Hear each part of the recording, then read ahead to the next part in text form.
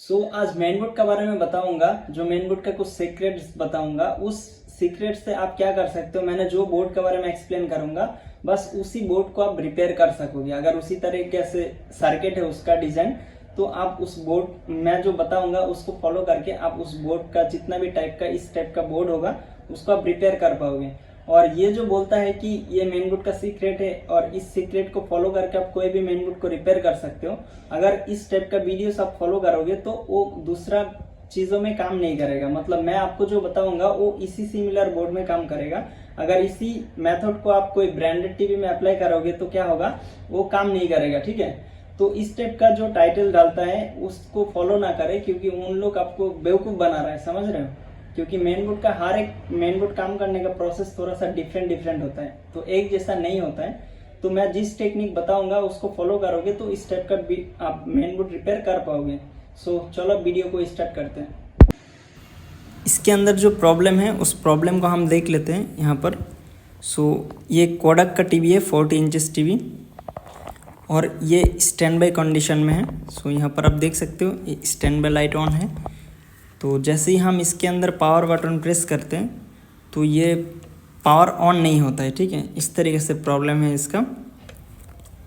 अगर इस टाइप का कोई प्रॉब्लम आप फेस करते हो तो पहले पावर बटन से एक बार प्रेस करके देखो।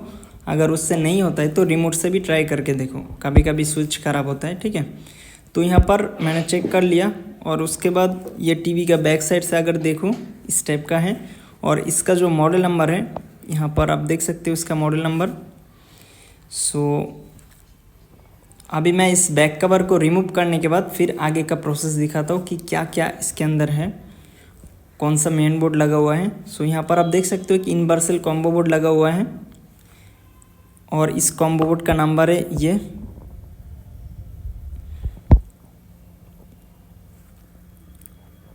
इस तरीके से है बोर्ड, और इसके अंदर जो एक सैमसंग की डिस्प्ले लगा हुआ है फुल एचडी का। तो अभी ये जो बोर्ड है, इस बोर्ड के अंदर स्टैंड बाय प्रॉब्लम है। तो हम क्या करेंगे, इस बोर्ड को अच्छे से देख लेंगे क्या क्या चीज़ है इसके अंदर, क्या क्या इसी से। फिर उसके बाद हम इसके अंदर वोल्टेज वगैरह मेज़रमेंट करेंगे। ठीक है, तो पहले इस ट्रैक पहले जो फॉलो करना पड़ेगा आपको वोल्टेज मेज़रमेंट। तो हम 12 वोल्ट को पहले चेक करेंगे ये स्टेबल है या नहीं है। यहाँ पर आप देख सकते हो 12 वोल्ट प्रेजेंट है और स्टेबल भी है। और उसके बाद 5 वोल्ट में कन्वर्ट होता है ये 12 वोल्ट। तो हम क्या करेंगे, 5 वोल्ट वाला सर्किट में देखेंगे। यहाँ पर एक रेगुलेटर है जो कॉइल के अंदर ये 5 वोल्ट आएगा। ऑब्वियसली जिसको मेन बोर्ड रिपेयर करना आता है उसको पता ही होगा। अगर आपको मेन बोर्ड रिपेयर करना आता है तो आप स्किप कर सकते हो, और नहीं तो आप मेरा गाइडलाइंस को फॉलो कर सकते हो। जो मैं जिस तरीके से टेक्निक से मेन बोर्ड रिपेयर करता हूँ उसको आप देख सकते हो। यहाँ पर एक रेगुलेटर है जो 1.2 वोल्टेज बनाएगा, जो प्रोसेसर लगा हुआ है उसका कोर वोल्टेज के लिए। यहाँ पर आप देख सकते हो 1.2 प्रेजेंट है। और इसके अलावा हमें 3.3 का ज़रूरत पड़ेगा, और 3.3 बनाने के लिए यहाँ पर एक रेगुलेटर लगा हुआ है। तो हम इस रेगुलेटर में चेक करेंगे इसका आउटपुट में 3.3 प्रेजेंट है या नहीं है। यहाँ पर देख सकते हो 3.3 प्रेजेंट है। और इसका इनपुट अगर देखें, इसका इनपुट ऑब्वियसली 5 वोल्ट होगा। इसका इनपुट 5 वोल्ट है, आउटपुट 3.3 वोल्ट है। तो अगर 3.3 जनरेट नहीं करेगा तो स्टैंड बाय लाइट भी नहीं आएगा। ठीक है, तो स्टैंड बाय लाइट आ रहा है, इसका मतलब 3.3 भी प्रेजेंट है, 1.2 भी प्रेजेंट है। उसके बाद आगे क्या है, आगे यहाँ पर एक रेगुलेटर लगा हुआ है जहाँ पर 5 वोल्ट बन रहा है इनपुट में, और उसका आउटपुट में अगर देखें तो इसका आउटपुट में 1.8 है। और ये जो 1.8 वोल्ट है ये रैम का वोल्टेज है। ये रैम का वोल्टेज कब आता है, जब स्टैंड बाई से रिलीज़ होता है। तो यहाँ पर आप देख सकते हो स्टैंड बाई में 1.8 वोल्ट बन रहा है। इसका मतलब क्या, रैम वोल्टेज स्टैंड बाई से पहले ही बन जा रहा है। ठीक है, तो टीवी चालू नहीं हो रहा है। तो ये स्टैंड बाई से पहले 1.8 वोल्ट नहीं बनना चाहिए। तो ये प्रोसेसर या तो जो प्रोग्रामिंग आईसी है, ये दोनों में से कोई भी एक प्रॉब्लम से। ठीक है, ये रैम वोल्टेज बन जाना मतलब क्या है, टीवी पावर ऑन होने के बाद ही क्या होता है, ये रैम वोल्टेज बन जाता है। तो अभी यहाँ पर मैंने क्या करूँगा, इसका जो सिग्नल्स वगैरह है ऑसिलोस्कोप से मेज़रमेंट करूँगा, इसीलिए क्योंकि मुझे कन्फर्म पता करना है कि प्रॉब्लम प्रोसेसर के अंदर से है या जो बायोस चिप लगा हुआ है उस प्रोग्राम के अंदर प्रॉब्लम से। क्योंकि ये अगर कन्फर्म पता करना है तो उसके लिए हमको ऑसिलोस्कोप का यूजेस लेना पड़ेगा, नहीं तो हम कन्फर्म नहीं कर पाएंगे कि प्रॉब्लम किसका है विदाउट लॉजिक में। सो यहाँ पर देख सकते हो आप, जैसे ही मैंने यहाँ पर ऑसिलोस्कोप का प्रोब टच किया था क्रिस्टल में तो ये टीवी ऑटोमेटिकली ऑन हो गया, लेकिन हैंग कंडीशन पर है। ये नो सिग्नल जो है ना, कोई मूवमेंट नहीं कर रहा है, मतलब टीवी हैंग कंडीशन पर है। और टीवी हैंग कब होता है, जब उसका सॉफ्टवेयर में कोई खराबी आती है या तो जो रैम है वो रैम ठीक तरीके से काम नहीं करता है, जिसके लिए ये क्या होता है, हैंग हो जाता है। ठीक है, और प्रोसेसर के अंदर इसका रैम सेक्शन है। तो यहाँ पर दो केसेस है। अभी यहाँ पर आप देख सकते हो जो स्टैंड बाई से हैं, मैंने जैसे ही पावर ऑफ किया टीवी को, मेन पावर ऑफ करके ऑन किया तो यहाँ पर टीवी चालू हो गया। मैंने कुछ किया ही नहीं है, कुछ किया बगैर टीवी ऑन हो गया, समझ रहे हो। बस मैंने ऑसिलोस्कोप से क्या उसका सिग्नल, क्लॉक सिग्नल वगैरह चेक कर रहा था और टीवी ऑन हो गया।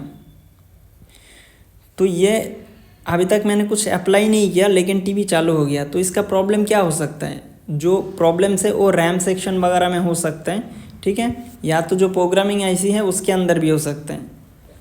तो अभी प्रॉब्लम्स को कन्फर्म करना चाहिए। कन्फर्म किस तरीके से करेंगे, सो अभी यहाँ पर देख सकते हो ये जो प्रोसेसर है और ये बायोस चिप, ये दोनों में जो कम्युनिकेशन होता है उस कम्युनिकेशन सिग्नल को हम एक बार वेरीफाई करेंगे। इसको कर देंगे power of, stand by mode, और स्टैंड बाई मोड करने के बाद हम इसको कुछ सिग्नल्स वगैरह मेजरमेंट करेंगे। सो और एक बार पावर ऑन करके देखते हैं कि टीवी अभी भी रनिंग है कि नहीं है। तो यहाँ पर देख सकते हो बैकलाइट आ गया, मतलब टीवी अभी भी पावर ऑन ऑफ हो रहा है, लेकिन मैंने कुछ अप्लाई नहीं किया अभी तक इस बोर्ड में। ठीक है, तो अगर इसके अंदर हम सॉफ्टवेयर राइट करता फिर भी टीवी चालू हो जाता। क्यों, क्योंकि टीवी रीसेट हो जाता तो टीवी चालू हो जाता। लेकिन अगर उसका प्रॉब्लम आईसी के अंदर है तो क्या होगा, फिर कुछ घंटा चलने के बाद या कुछ दिन चलने के बाद फिर सेम प्रॉब्लम आ जाएगा। तो यहाँ पर मैंने टीवी को कर दिया स्टैंड बाय मोड, और इसका परफेक्ट जो सॉल्यूशन होगा वो क्या होगा, अभी हम इसको आइडेंटिफाई करेंगे कि अगर इस कंडीशन पर टीवी है स्टैंड बाय में, तो फर्स्ट जो हमको चेक करना है वो बायोस चिप का नंबर 1 पिन को चेक करना है। क्यों, क्योंकि अभी ये 1.8 वोल्ट अगर हम चेक करें, देखो यहाँ पर 1.8 वोल्ट नहीं बन रहा है। क्यों, क्योंकि टीवी अभी स्टैंड बाय कंडीशन में है। तो देख सकते हो स्टैंड बाय कंडीशन पर 1.8 बन रहा है, मतलब ये जो प्रोसेसर होता है ना, उस प्रोसेसर रिलेटेड प्रॉब्लम होता है, उसके सेक्शन में कोई खराबी है। तो यहाँ पर आगे अब यहाँ अगर हम इसको क्लॉक सिग्नल वगैरह चेक करेंगे, क्लॉक सिग्नल इसीलिए चेक करना इंपॉर्टेंट है, इसका 24 मेगाहर्ट्ज़ क्लॉक सिग्नल आना चाहिए। ठीक है, जो क्रिस्टल लगा हुआ है, अगर वो नहीं आएगा तो इस तरीके से प्रॉब्लम हो सकता है, टीवी रिलीज़ नहीं होगा स्टैंड बाई से। और उसके बाद जैसे ही प्रोसेसर का रिक्वायरमेंट वोल्टेज मिलेगा, वो चिप नंबर 1 में एक सिग्नल भेजेगा, और ये जो सिग्नल से ये सिग्नल ऑसिलोस्कोप से आइडेंटिफाई होता है। ठीक है, मल्टीमीटर से मेजरमेंट नहीं कर पाओगे। तो ये जो सिग्नल अगर यहाँ पे मिल रहा है, इसका मतलब क्या है, जो हमारा प्रोसेसर है वो स्टार्टिंग फेजेस में ओके है। ठीक है, प्रोसेसर तो ओके है, उसके बाद जो प्रोग्रामिंग डेटा है वो ओके है कि नहीं, उसको वेरीफाई करने के लिए पिन नंबर 2 चेक करेंगे हम।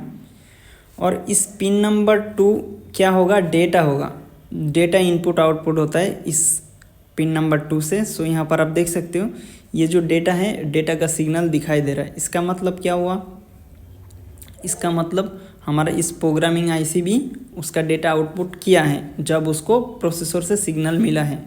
और इसका पिन नंबर जो 5 होगा वो क्लॉक, सीरियल क्लॉक का डेटा आउटपुट करेगा। ठीक है, सीरियल क्लॉक यहाँ पर आएगा, वो भी सिग्नल बनना चाहिए। अगर इस तरीके से सिग्नल बन रहा है तो इसका मतलब क्या है, हमारा ये दोनों फंक्शन सही कर रहा है। ठीक है, जो प्रोग्रामिंग आईसी है उसका जो काम है वो कर रहा है। ठीक है, सो यहाँ पर आप देख सकते हो, यहाँ पर प्रोग्रामिंग का कोई इशू नहीं है। अगर प्रोग्रामिंग का इशू होगा तो इस तरीके से डेटा वो क्रिएट नहीं करेगा। और फिर भी अगर हमको डाउट होगा तो हम प्रोग्रामिंग भी करके देख लेंगे, ठीक है।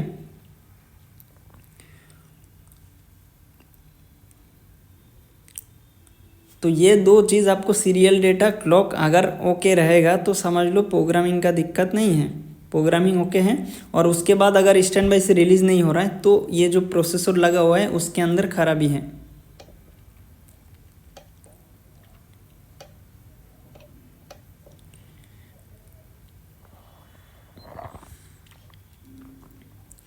तो यहाँ पर आप देख सकते हो टीवी मैंने आधा एक घंटा बाद फिर से जब चेक किया ये फिर से स्टैंड बाई में अटक गया है, ठीक है।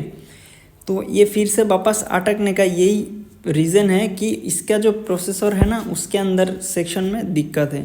अब इस प्रॉब्लम का सॉल्यूशन क्या होगा, इस प्रॉब्लम का ये जो बोर्ड है इस बोर्ड काफ़ी दिन चला हुआ है तो इसका प्रोसेसर समझ लो कि इसका टाइम ओवर हो चुका है, ये और चल नहीं सकता। लेकिन अभी अगर हम इसको सही तरीके से हीट करेंगे तो ये वापस रन हो जाएगा। तो इससे क्या ये कितना दिन चलेगा, ज़्यादा दिन नहीं चलेगा।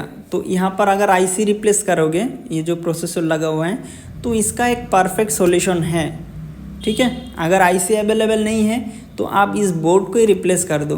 क्यों? क्योंकि ताकि इसका परफेक्ट सॉल्यूशन हो सके, नहीं तो आप इस बोर्ड को रिपेयर करके दोगे तो ये बोर्ड दोबारा ख़राब हो सकता है, क्योंकि बोर्ड कम से कम 2 से 3 साल चल चुका है तो इसका लाइफ और नहीं है। अभी हीट करने के बाद अगर हम चालू करेंगे तो ये वापस टीवी चालू हो जाएगा, ठीक है। लेकिन कितना दिन चलेगा हम बता नहीं सकते हैं। सो यहाँ पर आप देख सकते हो जैसे ही मैंने हीट किया और टीवी ऑन हो गया वापस। तो प्रॉब्लम कहाँ पर है ये आपको समझना है। मैंने बता दिया प्रॉब्लम इस प्रोसेसर के अंदर है और रैम सेक्शन में भी हो सकता है, या तो इसका सर्किट ड्राई हो गया। अच्छी तरीके से पेस्ट लगे हीट करने से ये काफ़ी दिन चल भी सकता है, लेकिन ये परमानेंट सॉल्यूशन नहीं है। सॉल्यूशन क्या है, अगर आप प्रोसेसर को रिप्लेस करोगे वो बेस्ट ऑप्शन रहेगा, अदरवाइज़ आप इस बोर्ड को ही रिप्लेस कर दो। क्यों?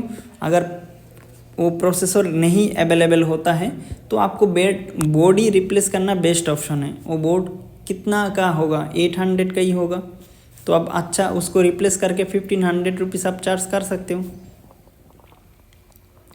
सो ये जो मेन बोर्ड रिपेयर करने का टेक्निक है वो इसी टेक्निक के इस टाइप का बोर्ड आप रिपेयर कर सकते हो, ठीक है। बाकी लोगों का बात आप ध्यान में ना रखो।